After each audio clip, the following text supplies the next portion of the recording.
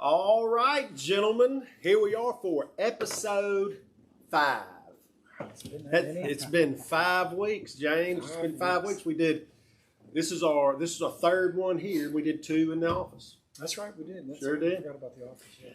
Well, welcome everybody, James. Good to see you. Good to see you too, John. Good to see you. Yeah. This is Coach Skylar Slagle. Yeah. Coach Slagle, good to see you, buddy. Yeah, good to see you. Yeah, he's the strength and conditioning coach, along with many other hats he wears, I'm assuming. O-line, D-line coach, house parent at the International House, all sorts of stuff. Assistant athletic director. Wowzers. A lot of hats. You got a lot going on. Oh, yeah.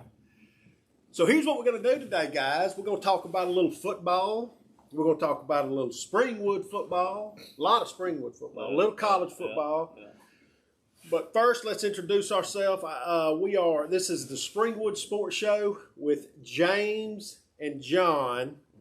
And the Springwood Sports Show with James and John is brought to you by Dairy Queen of LaGrange and Farmers Insurance Fuller Agency in LaGrange, as well as we have very special sponsor, Chick-fil-A. Oh, yes. Who brings us our player of the week every week. We love Shane and Angela. I got a little story to tell about Shane this week. And it's a good one, Shane. It's a good one, I promise. He was very observant in the game and picked up on some things. Yeah. And lo and behold, y'all did it. Yeah. So we're going to start calling him Coach Shane. Okay. So, James, and also just for you, man, I got on week 1, we talked about we were going to work on the name of the show. Yeah. I got us a new name. Okay, lay it on us. It's going to be called, Go ahead. You like the name now? Well, the Springwood Show or Springwood Sports Show. Yeah, it's pretty.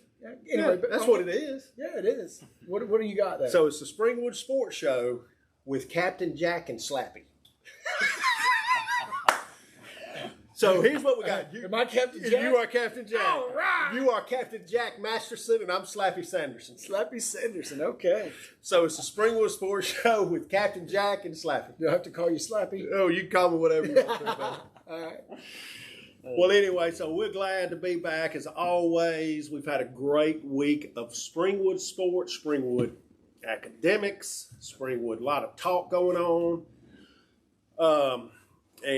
So we'll roll right into some things. I've had a very eventful week that kind of goes along with some Springwood sports that we'll talk about. I had the opportunity to have lunch with Coach Kirk Page yesterday, I think it was, Monday. What's the day? Wednesday? Yep. Yeah. So it was Monday, I think. Anyway, had a great opportunity to have lunch with him and Russ Davidson, and we talked about a bunch of stuff, and I loved what he had to say about, which you know all of it. I mean, just the plan that's going on, and some of the ideas of how to grow the program, some of the plans that you guys implement week in and week out there on the football field, and it was really interesting. And you know, I'm bought in 100%. Kirk Page is a fantastic guy, as we all know. I think I don't work for him, you do. Yeah, so he's great. Where I sit, he's a great guy. He's a great guy. I know he is for sure. But he's got his finger. I feel like he has his finger pretty well on the pulse of the program here and what it's going to take it to the next step, and how to implement that and how to do it. So anyway, so that's that. So. One of the things we're going to do is we're going to talk about a little NCAA football again. Okay. Yeah. Anything happened this past weekend anybody wants to talk about? I actually hadn't had a chance to watch any college football this year doing the International House stuff. We take the kids out every weekend to go do stuff, so I hadn't had a chance. The only college football I've seen was a little opening Tulane in Oklahoma. Tulane putting on Oklahoma. So. Yeah, Oklahoma pulled that out, right? Yeah, right there. yeah, they did. But when I was watching it, Tulane was putting it on them. Putting it on. Yeah, man. I thought it was interesting to see the Pac West with Oregon taking down Ohio State. Oh, I forgot about that. That was a big one. That's a huge win for the Pac. That's a huge win for the Pac-12. Yeah. And a massive loss. Yep, for Ohio State. Yeah. So. And if I'm not mistaken, I was watching the pregame of that game, and I think that was the first time in like 9 years Oregon has beaten Ohio State. Is that right? Yeah, or something along those lines. And of course, you got this previous week, opening week, was the Clemson Georgia game, and Dogs' defense was just, I have my theories about that. yeah. I have a lot of theories about Georgia. Well, I don't think there's going to be another team in the NCAA that'll hold Clemson to that little. Well, we'll see. That's what we've got to see. I don't know. Yeah, we do need to see, but I'd be surprised if they get held to that. It will be. And in all fairness, taking the whatever it is out of it, you're right. It will be interesting to see how all that works out because you know who has the number one defense in all of college football right now. Is that it's the Auburn Tigers. Is that right? Okay. Because we've played Akron, who now is like 1-19 in the past 2 years. Yeah. We played Alabama State. Scored average of 61 points and given up. I don't remember. Akron scored like a touchdown, I think, and Alabama State didn't score out. Okay. So, talking a little bit more about college football, my philosophy on all of that, guys, is we haven't Auburn. I'm an Auburn fan, so and we haven't played really anybody that's up to our level, right? Yeah. But if you have to be doing something right to score 60 points a week, no matter what. We talked about that again after the Akron game last week. You just have to. Yeah. And it reminds me of this Florida State when they went wire to wire. Number one a few years ago, and everybody was talking about how they never played anybody. Well, they were beating people by 50 and 60 points. Well, that's what you have to do. As long as you beat the people you're supposed to beat the way you're supposed to beat them, we'll see. But this weekend, talking about Auburn, this weekend really is where we'll find out where the rubber meets the road and what all that means. Is that who they matching up with this Penn State in Happy Valley State College up there. It's a game day will be there. It's the game of the week, and it should be a good one, man. I mean, anybody got any thoughts on that? Coach, what game are you looking forward to this weekend? This weekend, NCAA. I'm interested to see how Auburn plays against Penn State. Okay. I don't know if I'm going to get a chance to watch it because the international has stuff, but I'm going to try and keep up with it on my phone and whatnot. I also keep track. This isn't NCAA, but I keep track of NAIA football because I came from Faulkner. So I'm excited to see what my guys at Faulkner are doing. The new head coach over there is doing a really good job right now. They're 2-0? Yeah, they're 2-0 right now. It's the first year as a head coach. So I've been trying to keep up with them and all those guys that work over there. We all worked together at Troy before we were at Faulkner. So I kind of keep track of them. So you coached at Faulkner? Yeah, I was a graduate assistant there, so they paid for my master's for me to coach football there. So I coached the tight ends my first season there, and then my second season I was the head GA and was on the defensive side of the ball. Pretty much worked with defensive line, but kind of worked everywhere. So well, that's awesome, man. Yeah. And where'd you go to college? I got my undergrad at Troy, so I was a student assistant there. I worked for the O-line coach, Matt Moore. He's the run game coordinator as well. So I was there when we beat LSU and all that good stuff, and got the Sun Belt Championship, got a big old shiny ring out of that, so that's cool. It was a really cool experience. Really learned more of the coaching side of it because I played in high school and didn't really realize how much of a business football is in college when you get there. So it was a cool experience. I've enjoyed it. And this is my first full-time job out of college after I got my master's. So I was excited to get in and coach some football up without being somebody. I mean, I did some coaching, obviously, at Faulkner. I had my own room with tight ends and stuff, but I was assistant on defense. Mm-hmm. So it's cool being able to coach two positions at the same time. So I can tell you, I coach O-line and defensive line for Springwood because we do both sides of the ball. So it's a cool experience getting to coach both sides at the same time. It's interesting. Yeah, that is interesting. Well, I'm looking forward to the Alabama-Florida game. That'll be a good one.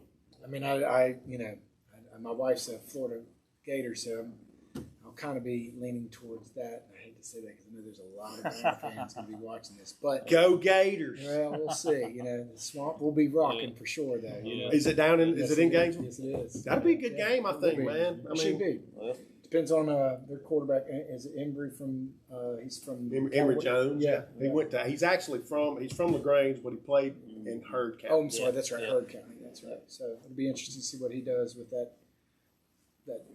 Saban defense. mean, there's not a whole lot anybody can really do for them. All you can hope is to get a break, 1 or 2 breaks, and you just have to limit what they do on offense, which I don't know how to do that. That's right. And one day when we have an off day, when we don't really have a lot to talk about, I have a really long, it could probably take up 30 minutes, conspiracy theory that we should probably discuss at some point in time. We'll hold that for another time. Hey, I want to drop something real quick.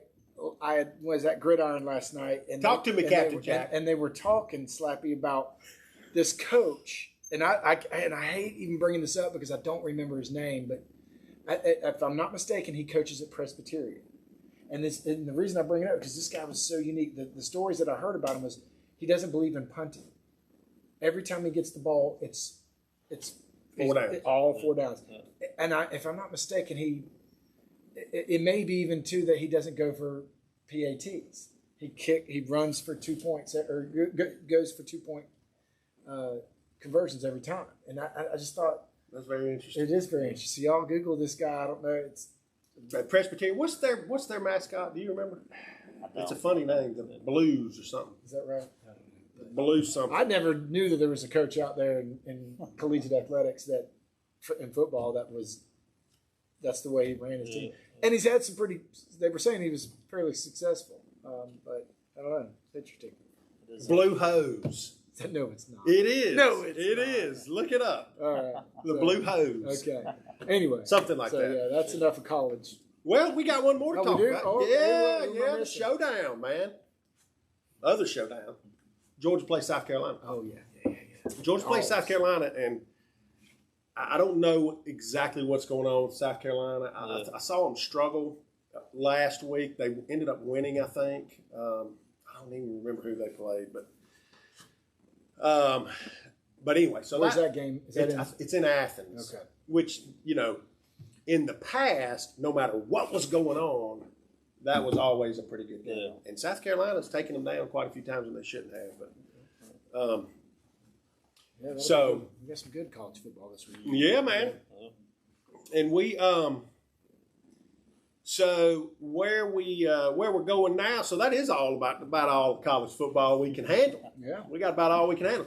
So, Coach Slagle, you've told us a little bit about what you have going on. So anything else we need to know about you and where you're from and what you? I'm originally from Alabaster, Alabama. I went to Thompson High School, which I went there before the new high school opened up and they became a small college campus. I went to the old Thompson. Where's that? Now, where is Alabaster? So it's about 15 minutes south of Birmingham. If you go down I-65, it's exit 238. But Thompson High School has won the 7A state championship 2 years in a row now. This last one was against Auburn High School when it was in the last minute or something like that. This past year? Yeah. When Auburn had it won? Yeah. And tell us what happened on that again, because that's the craziest play it made ESPN. I'm not exactly sure. I don't remember exactly how it happened. It's something to do with special teams, and then they got the ball after that somehow and ended up scoring again. And when I wasn't following it completely because I was a partner recruiting and all that stuff. Gosh, I can't remember either. Yeah, but it was pretty crazy. I remember watching the highlights on Twitter or whatever, but it was a weird year that year because Faulkner, we had to recruit in the fall and play in the spring. So I went. So due to COVID. Because of COVID. So we were recruiting and all that, and then by the time state championship games were going around, we were gearing up to get ready to go. So it's kind of hard. So get something about like an onside kick or trying to. I don't remember what it was. I can't remember. They were up. Auburn High School was up. Like a minute left, everybody was celebrating. Yeah. And Thompson came back and won the game. Sure did. I saw something like that in the NFL that happened on Monday night. What happened? Yeah, well, they were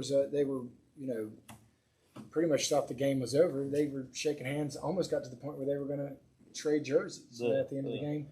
But the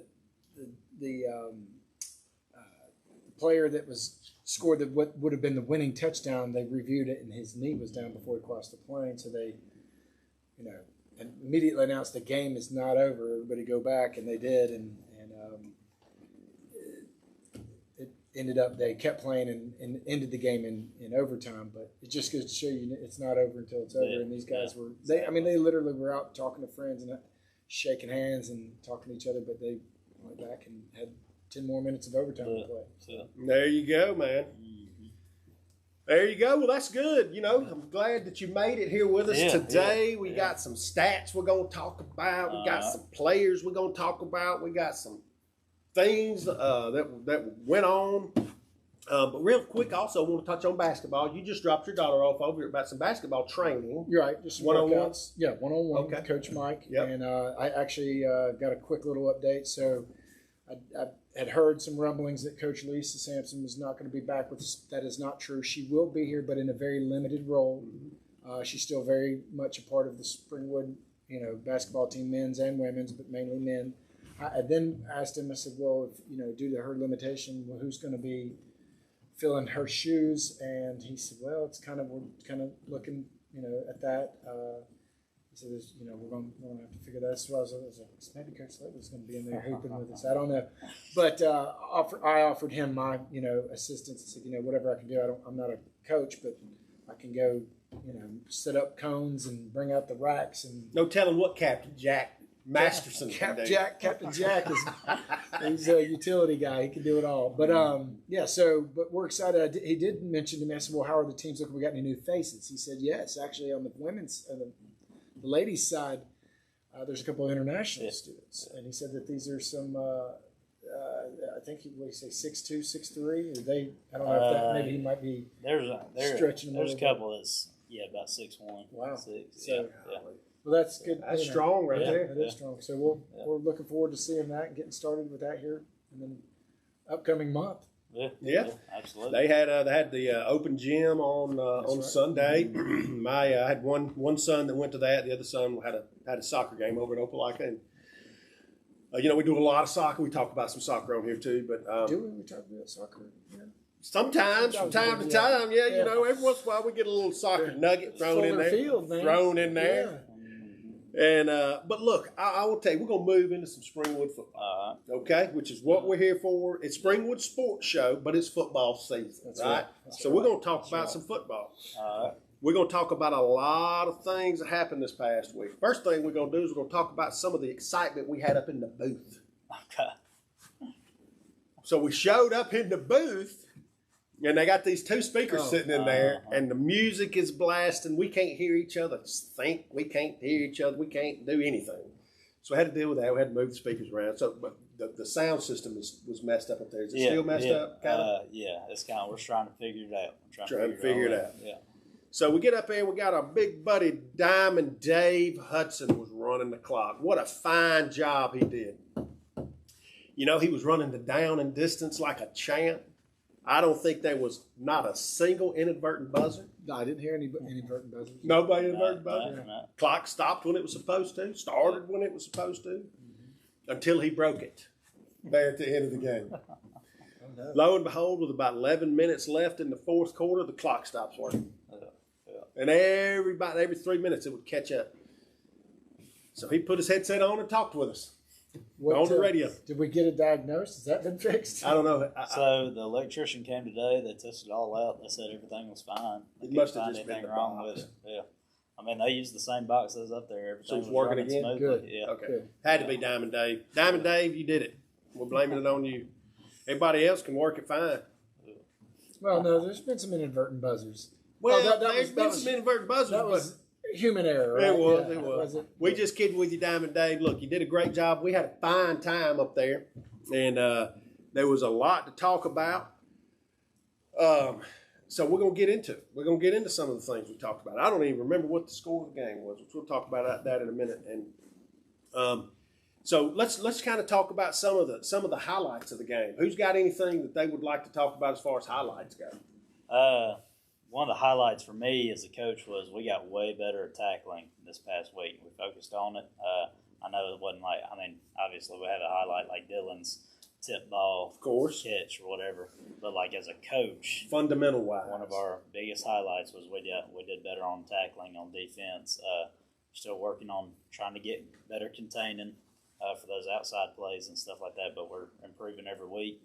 It's good to see as a coach. It's good to see these guys get better every week because we started from day one. Technique stuff. I mean, there's a few. I mean, I had to teach them when I got here. I had to teach them proper form of running and stuff. So they came a long way. They didn't know proper form of running or anything. So we've made a lot of progress. We keep getting better every week. We had a good week of practice this week. So.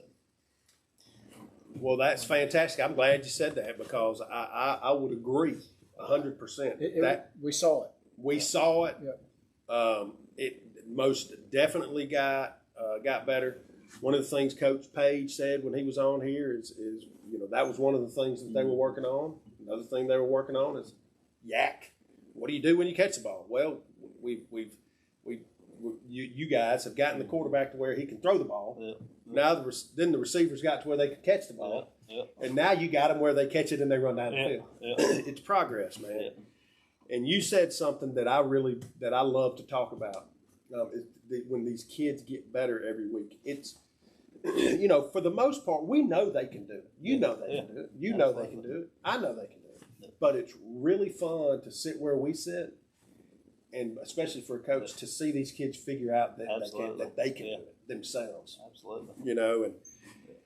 And on the interior of that line, I do know that some of the blocking schemes were a little bit better. They were doing a little contained, but I mean, that is what it is. Yeah. But I couldn't agree with you more, man. James, what about you, buddy? I mean, obviously the highlight for me was the Dylan Reeves catch for a touchdown. That was pretty special. But tell us about it. What happened? Obviously when we talk about blocking and contain, Cooper had some blocking, and that gave him enough time because that was probably a 20-yard throw, 25 maybe. I don't know. It wasn't at least it was. I think we had it on maybe like the 30 or 40, and he caught it maybe on the 5 or 10 or whatever. But so the protection was there. The pass was wasn't completely online, but the presence of mind for Dylan to have and to watch the tip and then reach out and grab it, and then the second presence of mind to know where he was on the field and not go out of bounds and not running the wrong. I mean, because he was facing the opposite way, he had to turn around and find the goal line, which he did. But that was special. Good to see him with that too, because I think Dylan's is he a sophomore? Right? Yeah. So we've seen a lot of bright stuff from him. Yeah. I think he's even been our Chick-fil-A player of the week before. So. And you had some stats. Just off the top of our head, he had like 3 returns for 30 yards or something like that. And then 8 catches for, 72 yards, I think. Yeah. Fine. Yeah. You talk about kids watching. We love to see them figure it out. We've been watching Dylan figure it out every week, all year long. Yeah. And I say it because you know the majority of the kids better than we do. I know a few of them pretty well. He's one of them. And he's really fun to talk to. He's energetic. He's ultra competitive. And I was talking to Coleman, his dad, at halftime Friday. I was like, man, where did this come from? And he's like, I don't know. And I was like, man, that kid is so competitive. He's so competitive, and it's so much fun to watch. And one time he got the ball, and he was running down the sideline right in front of the bench, and he lowered his arm like that and tried to get the kid out of the way. Yeah. Super duper time. Yeah. So we talk a lot about Dylan and we talk a lot about Cooper, but there's 11 kids out there. And they all contribute week in and week out, and they're all getting better, and they're all doing things that made Dylan's tip pass possible. That made Cooper's pass possible. And on the defensive side of the ball, really the biggest thing, tackling, but the Banks game, they had one player, I'm not going to talk about his number, that I bet you he had 7 or 8 penalties on the edge between blocking in the back and holding. You remember that? Yeah. And every time he did it, they run it for a touchdown. But he got called for it. Yeah. For the most time, except for one time in particular.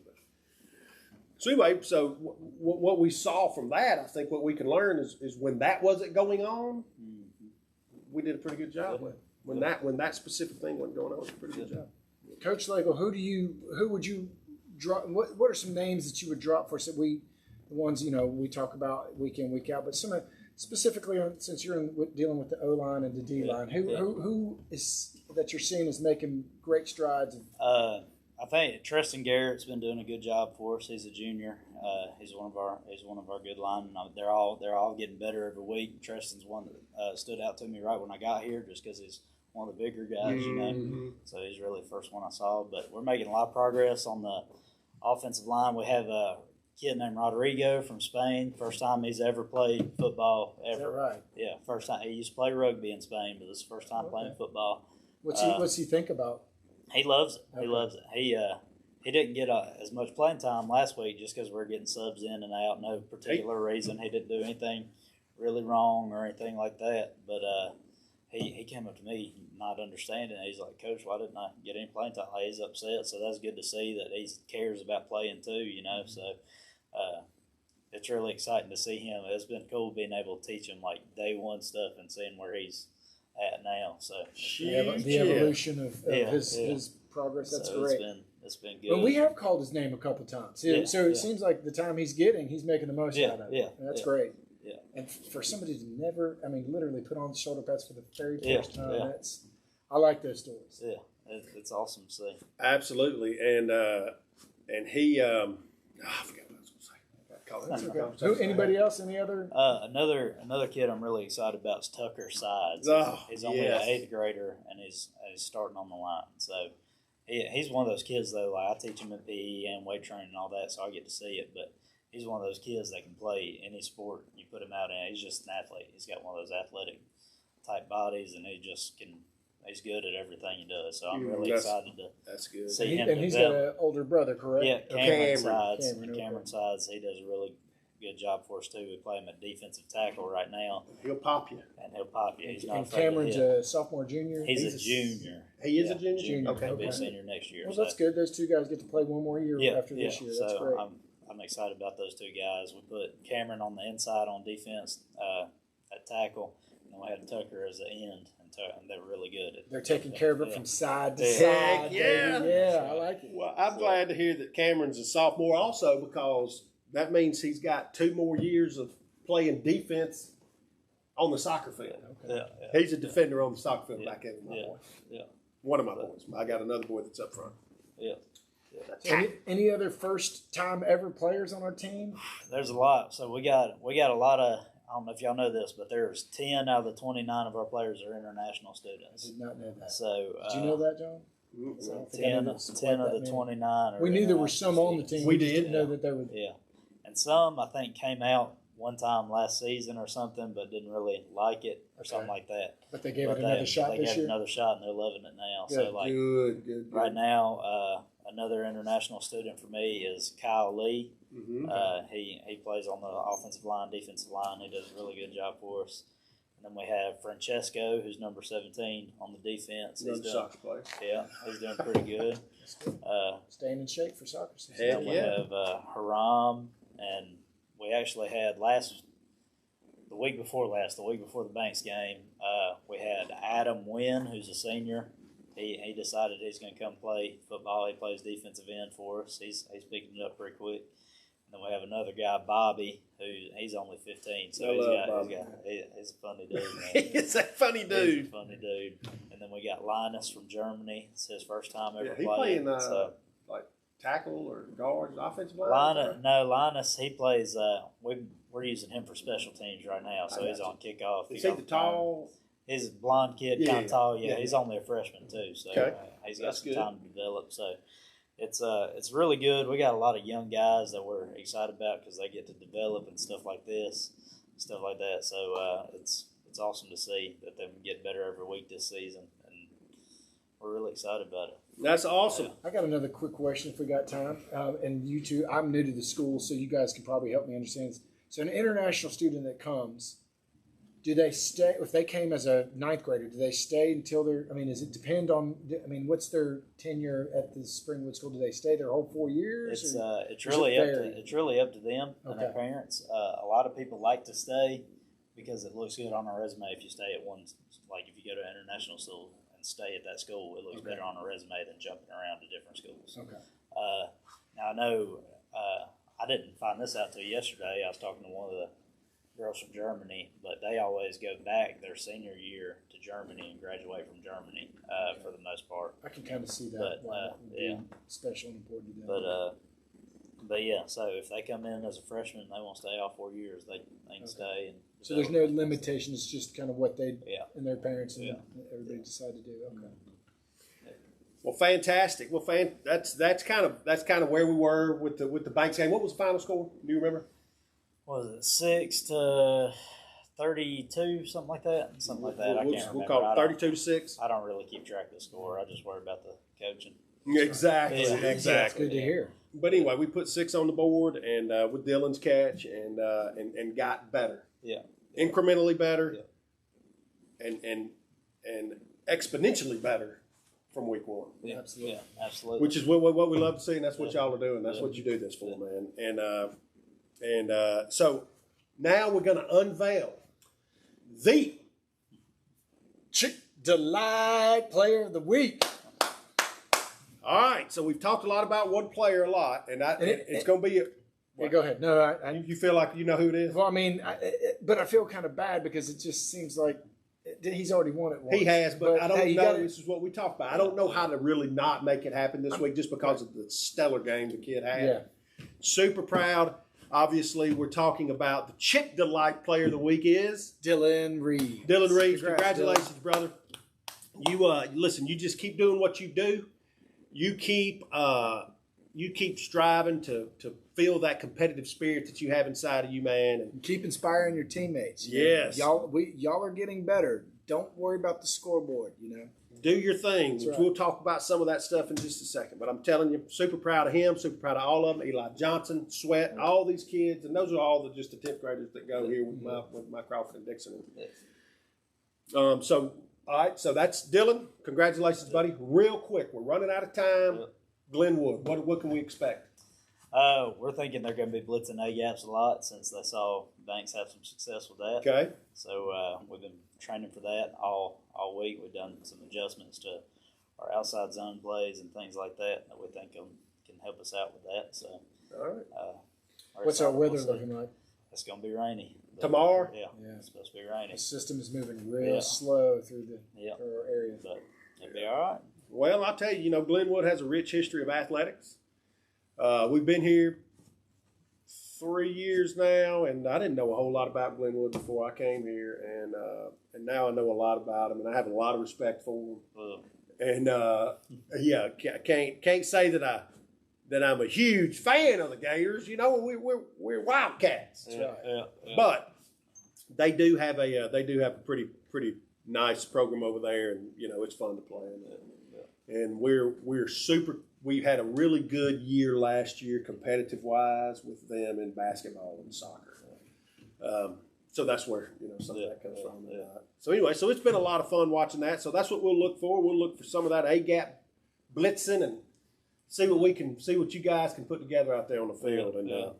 So tomorrow night, Thursday night, 8 a.m. kick. 8 p.m. 8 p.m. Eastern. Did I say a.m.? Yeah, that's all right.